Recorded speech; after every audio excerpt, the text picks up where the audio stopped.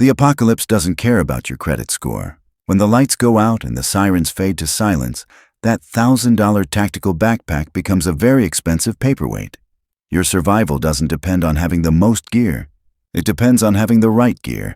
And here's the brutal truth. Most survival equipment is designed to separate you from your money, not save your life. I've spent years testing gear in conditions that would make a park ranger nervous. Broken knives in the middle of nowhere. Water filters that quit when you need them most. Shelters that collapse in the first real storm. The survival industry sells dreams wrapped in tactical black and priced like luxury cars. But when your life hangs by a thread, you need tools that work, not tools that look good on Instagram. Today, we're cutting through the marketing garbage and the tactical nonsense. 7 tools, $400. Everything you actually need when the world decides to test you. No fancy logos. No celebrity endorsements. Just gear that keeps you breathing when breathing becomes optional. Let's start with the obvious one. Water. Your body is basically a meat sponge that's 70% liquid. Mess with that ratio and you become fertilizer in about 3 days. The survival community loves to worship at the altar of expensive filtration systems. They'll sell you gadgets that cost more than rent and promise to turn sewage into champagne. Most of them are overpriced junk. The Sawyer Mini gets recommended everywhere. Forums, YouTube channels, survival blogs. Everyone's singing its praises until they actually use it. Mine lasted 6 days before it clogged tighter than a politician's wallet. 6 days. The flow rate dropped to a trickle, and cleaning it became a full-time job. When you're dehydrated and desperate, waiting 5 minutes for a cup of water isn't romantic. It's deadly. The Sawyer Squeeze changes the game completely. Same company, different design. This thing pushes water through like it's got somewhere to be. A full liter in 35 seconds versus the Mini's minute-and-a-half crawl. That difference matters when you're racing dehydration or trying to process water for multiple people. Add a bandana as a pre-filter to catch the big chunks, and you've got a system that actually survives real use. 34 days of hard testing, and the Squeeze was still performing like day one. The bandana trick isn't just clever. It's essential. Those big particles and sediments will murder any filter eventually. But strain them out first, and your filter lives longer than your optimism. Total cost for a water system that actually works? $50. Not $500. $50. Fire comes next because hypothermia kills faster than thirst, and hypothermia doesn't care about your feelings. The tactical fire starter industry wants you to believe that starting a fire requires military-grade equipment and a PhD in pyrotechnics. They're selling you solutions to problems that don't exist while ignoring the ones that will actually kill you.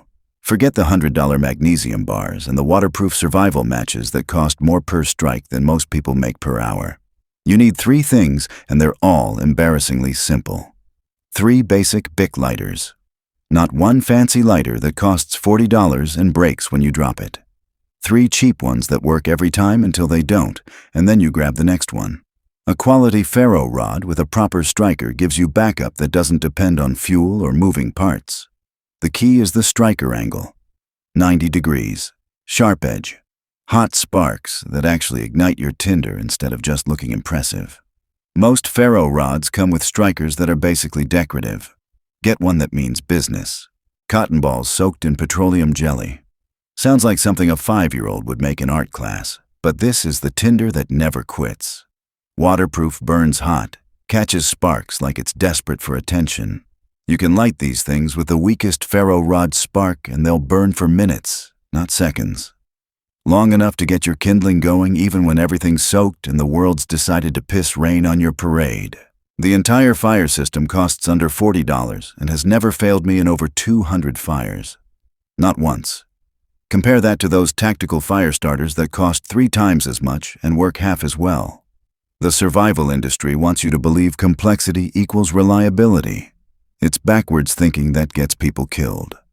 Moving on to cutting tools because everything in survival requires cutting something. Wood, rope, food, bandages. Your way out of situations that shouldn't exist. The tactical knife world is a circus of overpriced steel and marketing fairy tales.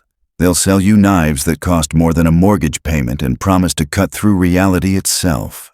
I bought a $180 tactical knife that looked like it could slice through tank armor. Broke in 4 days. 4 days of normal use, and the blade snapped like a promise from a politician. Meanwhile, a $15 Mora companion has survived 300 hours of abuse and keeps asking for more. The recycled Swedish steel holds an edge better than most people hold grudges. Add a $25 folding saw for processing larger wood, and you've got a cutting system that outperforms any single knife regardless of price. 2 tools, $40 total, and they'll handle anything short of cutting down redwoods. The saw processes branches and logs that would destroy even the best knife.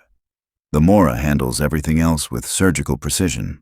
Shelter is where the gear industry really shows its true colors. They'll sell you tents that cost more than used cars and require engineering degrees to set up. I tested a $400 tent that took 45 minutes to assemble and got shredded by the first real wind. 45 minutes when you're cold, wet, and losing daylight. That's not survival gear, that's expensive camping furniture. 7 tools, $310. Water filtration that actually filters. Fire that starts when you need it. Cutting tools that cut, shelter that shelters, light that lights. Medical supplies for real injuries, signaling gear that gets you found.